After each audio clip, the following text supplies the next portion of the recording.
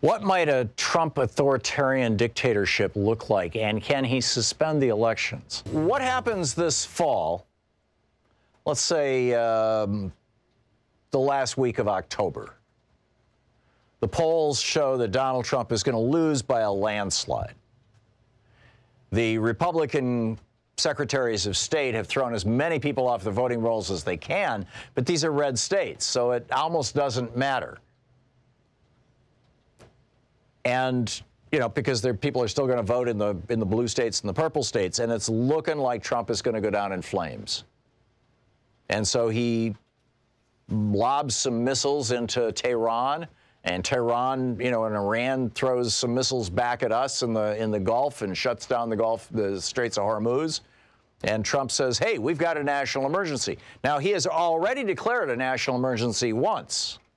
He did that so that he could access the military budget to build his wall, a section of which, by the way, blew over yesterday in a windstorm. Honest to God, Trump's new wall blew over in a windstorm. But anyway, so Trump is looking at this and he says, okay, I'm declaring a national emergency under the Patriot Act. I can do this. And I'm going to suspend the election. You know, the election's supposed to be November 3rd. We'll move it back a year. We'll move it back a month, right? We'll have it on December 3rd. I'm just going to move it back 4 weeks. And the Democrats go all hysterical and they try to impeach him, but the Republicans say, no, no, you can't do that. You know, we're with Trump. It's just a month. And then December comes and he says, you know, we're still at war with Iran. We'll have the election in January. And then January comes and he says, well, let's try March. And pretty soon, you know, it's the new normal, and Trump is still in office. And Trump still has power.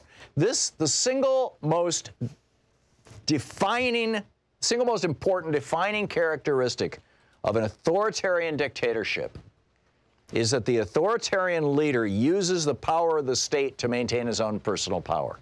He uses that power to aggrandize and assist himself, and he uses that power to punish his enemies, which is exactly what Trump is doing and has been doing through this whole thing.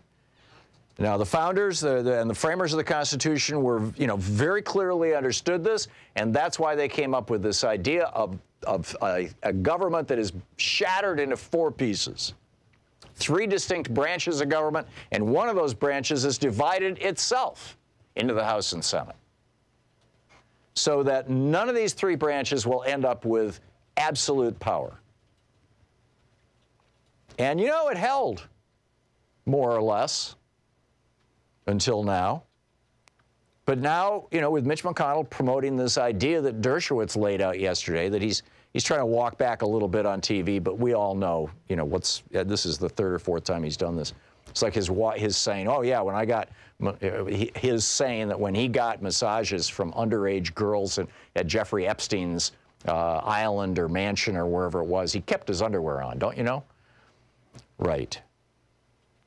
Anyhow, Alan Dershowitz's idea that as long as the president thinks that his presidency is in the public interest, therefore, if he's committing crimes to get himself reelected, that's in the public interest. Therefore, when Richard Nixon broke in, you know, ordered the plumbers to break into the Watergate Hotel looking for the Democrat, you know, to see if the Democrats knew about Nixon's treason in 1968, that was just fine. So when did this tyranny begin in America? Did it begin with Nixon? Did it begin with Reagan? Did it begin with Bush? Is it beginning right now?